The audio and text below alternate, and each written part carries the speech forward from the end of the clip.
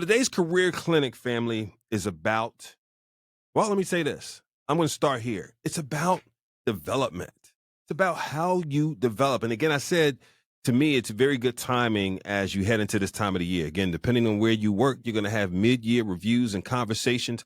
And whether you're the person being reviewed or the reviewer, I think this is important topic to cover. Matter of fact, who isn't getting reviewed? Even the CEO gets reviewed by the board. Okay.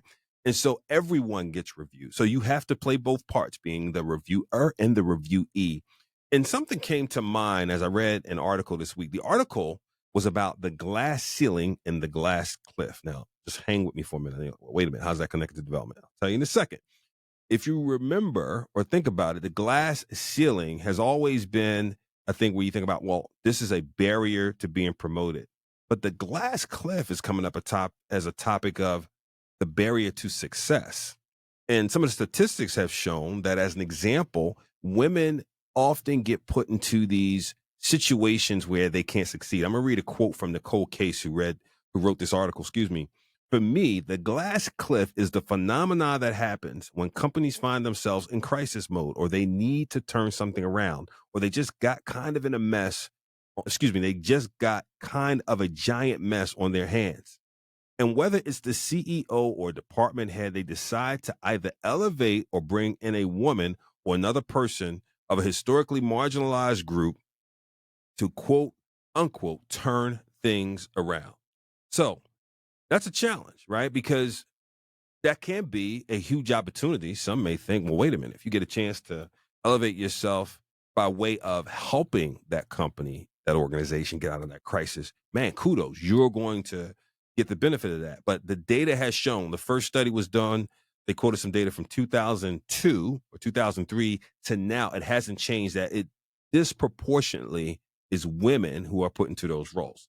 Well, one of the things I would say is, if you're on that first line of thought of, well, this could be an opportunity, I don't totally disagree with that. I don't appreciate the fact that it's disproportionately putting someone in a bad situation. But I also want to say, okay, well, let's figure out how we even help that person in that situation. So what I'm going to say next is globally applicable.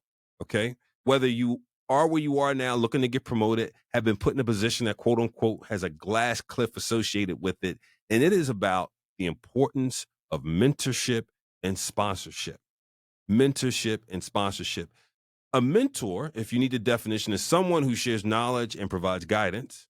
A sponsor is someone who's actively promoting that person's growth, provides access to opportunities at work, and or advocates for career development. So let me just tell you a quick story. So I remember a time I knew a person who had worked really hard at that time. They had put in a full year work.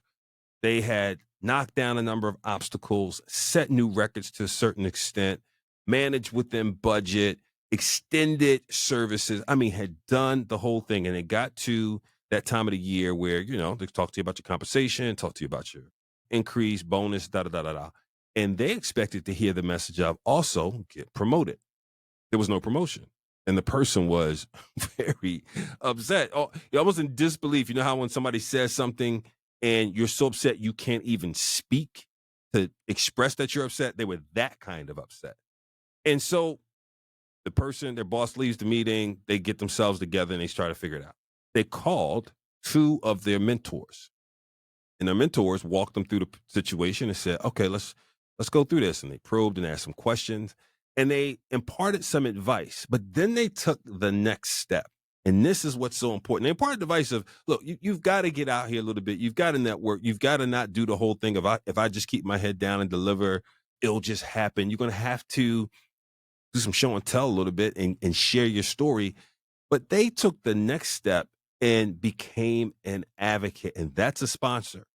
Someone, again, who actively promotes growth, provides access to opportunities at work, and or advocates for career advancement. And what those two people did was make sure that this individual was meeting the right persons. Make sure that in meetings that person was not in, they spoke up about the goodness of what that person was delivering to the organization.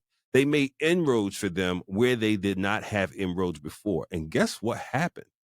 A year later, that person's performance did not change at all. They did the same things, delivered services, extended stuff, delivered projects, managed within budget, did all the things they should do.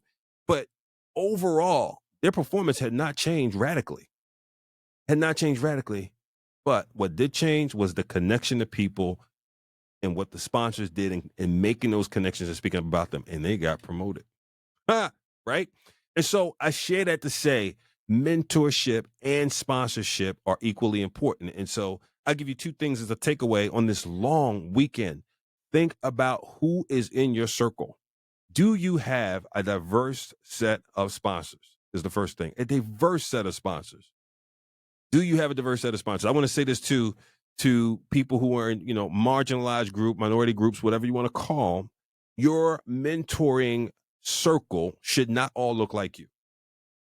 I know you think, oh, well, I want other people around me who understand my journey, understand this, particular challenges and such of my journey. Absolutely. They should be a part of the circle, but they should not comprise the whole circle in terms of what that circle looks like. The complexion of that circle, excuse the pun, should not look like you. Okay.